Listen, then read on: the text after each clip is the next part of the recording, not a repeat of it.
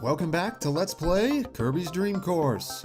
In the previous episode, we took a test of sorts in the form of course number 5 and bombed it, and yet somehow still managed to come up with a passing grade in the form of a bronze medal. So in this episode, we could do for a little R&R, maybe some of the comforts of home, maybe a bite to eat, something to get our minds off of what went wrong last episode, you know? So here's hoping course number 6 can bring that.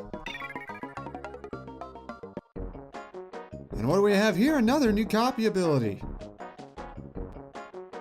Oh, too soon, too soon. And right away we have the flamer enemies, 2 of them, that give us none other than fireball ability, or burning ability, or one of the several moves fire ability can use, because in Kirby Superstar and in recent games, much like freeze and ice, the fireball ability was assimilated into fire. So we want to use that to take out all the other enemies here in this boomerang-shaped hole. Thing is, though, if you notice, the way these borders are set up actually makes your shot just a little off-center. So it can be kind of a crapshoot whether you actually line up with the hole or not at the very end. It's kind of stupid. So I've had some luck doing this, adjusting just a little to closer match the middle. But here goes nothing. Press B when you have fireball, and you shoot out forward at high speed, and then after the fireball burns out, physics take over, so you want to... Okay, we're a little off-center here, aren't we? This could be dicey. And we might be a little too fast as well. Yeah, we're just going to trail right by it. It can be kind of annoying. Sometimes your chances of getting a hole-in-one on this hole depend entirely on whether the game feels like letting you. So just a little over a 4th power should be enough to get us in there, and a nice 2 to start off the course. Oh, wait, check out that background. Yeah, and you thought all that stuff about the comforts of home and about eating and sweets and stuff was just a metaphor. So here we are on hole 2, a little more dangerous looking than the first one. Crackle and Gordo there, a caboose, sand trap, conveyors, arrows and such, a rocky and a squishy up there. So we want to tackle this in a pretty straightforward way. We want to hit that caboose and head off that way, use the fireball to bridge the gap. But what do we do about Crackle here? Is there a way we can make it so we don't have to rely on not getting zapped? In fact, we can just use an aerial shot. And put some topspin on it, of course. And now we can just negotiate around that hazard completely. Fireball here. As previously mentioned... Oh, come on, Kirby, come on. Oh, well, that stinks. As you saw there, as soon as his fire gets put out, physics take over, and that includes falling if he's in midair and such. But for now, we want to focus on getting into this cup in 2 strokes, so we wait until Kirby flies overhead and falls just short. This is going to be a repeat of course 5, isn't it? Isn't it? No pressure though, right? Okay, let's try and shake off what happened last time. First of all, let's take a look at the scorecard. We see that Meta Knight scored a 20 here. And he got a 4 on this next hole, which doesn't bode well, especially considering we're 1 over his score so far. This hole is essentially a horseshoe. Yep, this is not going to be easy to negotiate. So first of all, we want to give ourselves a little bit of topspin.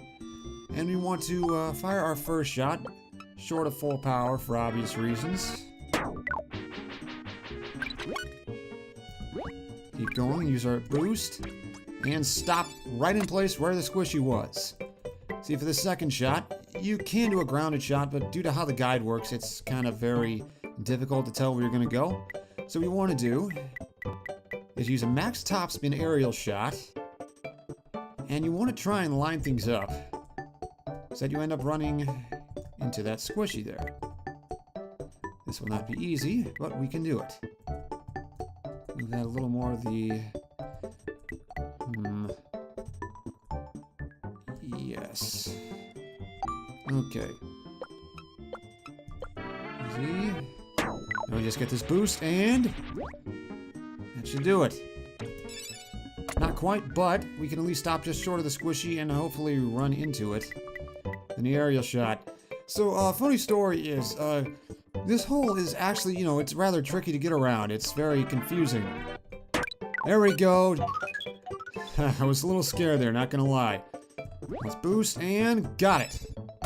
I can't believe that worked. So, fun fact, this game has an attract mode of sorts where, if you don't do anything on the title screen, the game will go into gameplay of a few specific holes and have the computer play through them and kind of show off the mechanics of the game and how it plays. Well, hole 6-3 is actually one of the holes that shows up in that attract mode. And so if you know, a gamer was stuck way back in the 90s or so, and they didn't know what to do when they got bored on the title screen, they might just find out. Meanwhile, on this hole, we got kind of an S curve, a spin switch, and an arrow there. So, as you might expect, we want to curve this shot. We want 3 notches of curve here, yes.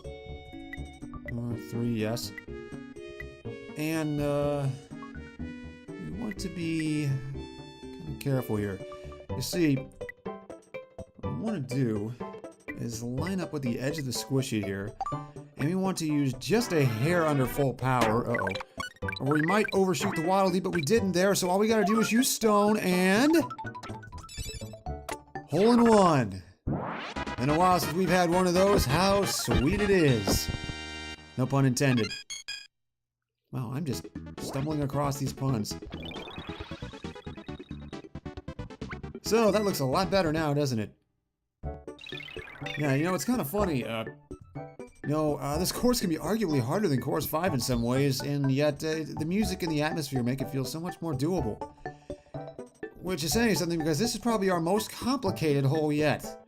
We have a grand total of 4 enemies up here, a 5th there, and a 6th down there, and we gotta negotiate all of this somehow while obtaining all of these copy abilities and such. And yet, believe it or not, you could get a hole in one here.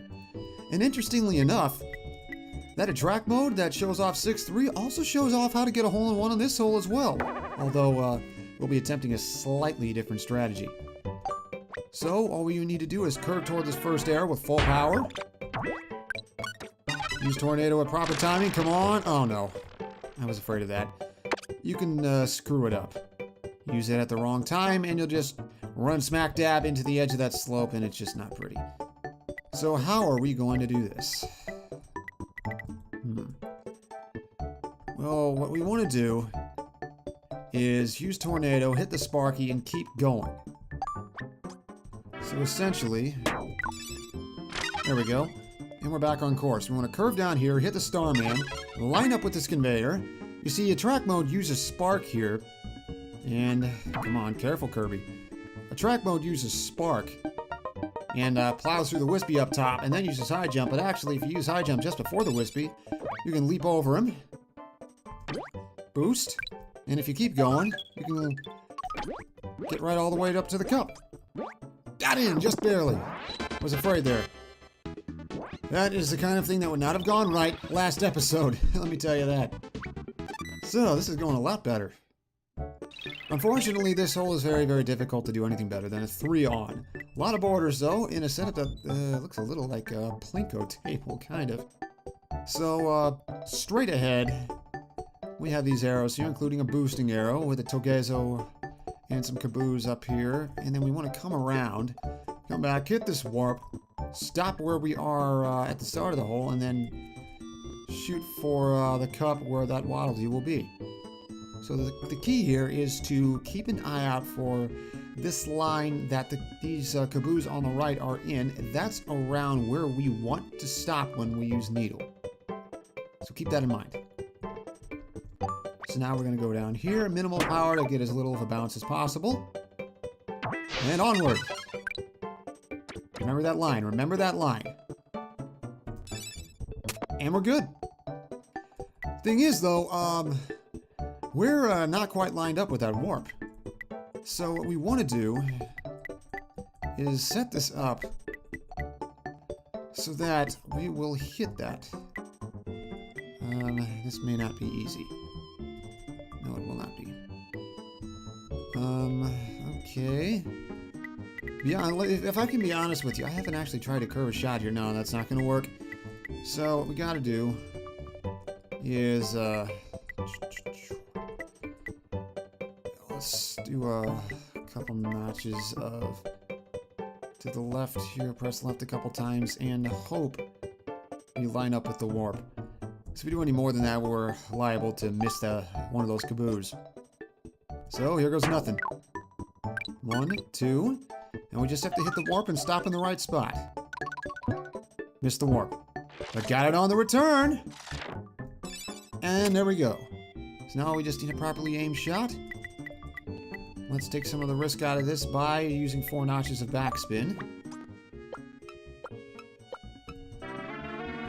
And there we go. So far, so good. This is nice.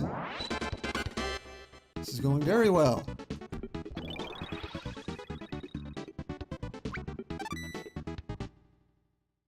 Looks a little intimidating, don't it? Yeah, there's a bit of a tart to the sweetness of this course. Remember, these holes are always arranged on an even surface, so what you see here, this entire section, this is all in a line. So we gotta shoot off this bouncer here. Yeah, good luck with that. Take a leap of faith, but trust me, this will take you into that Waddle Dee, and then roll down, dodge the sand, the arrow, grass, and land on that second Waddle Dee. And pro tip, don't use the red warps here, because if you notice, if you jump into this one heading left, you'll pop out of the other one facing left, and unless you have a lot of momentum, you're just going to carry yourself right into the abyss. Although I suppose if you got stranded on this first section somehow, you could bounce back to the right. But anyway, so we want to use max power, of course. We want to boost as we hit down here. That'll carry us into the Waddle Dee. And we want to have as little bounce as possible as we reach this slope. As we keep going. And we're in! Another hole-in-one.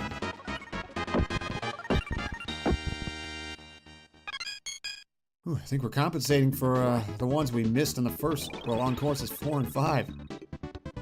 And just like that, we're already at the finale. Another unusual setup again. You got kind of a long ring of sorts. You got P-Umpkins in the air, a couple flamers to use fireball ability. And so, as complicated as it looks, we actually want to take the default shot setup here. So what we want to do is carry ourselves as far as we can. Proc fireball as soon as we hit the first flamer. And then as soon as we get halfway up this next slope, use it again to tear them off the slope. And if we aim it just right, it's good! Yeah, how about that, huh? Talk about ending the course in style. Wow. I feel accomplished. 2, 3, 3, 1, 2, 3, 1, 1 for a total of 16.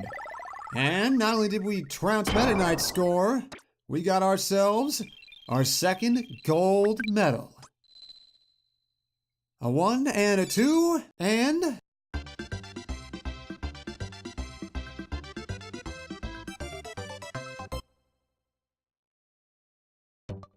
Oh man, talk about bouncing back in style. Whew. You know, funny thing is, I noticed going through the previous episode that a lot of the problems I made stemmed from pressing a button just a split second too late. And I tried to adjust a little this time around, and it worked. It's nice. It's nice to have those kind of adjustments work. So, that sweet themed course turned out to be very sweet indeed. Wow. So we're climbing ever higher in this fortress, and King Dedede's gotta be somewhere here. So next time on Let's Play Kirby's Dream Course, we're gonna be tackling the higher and higher course number 7. So see you guys then.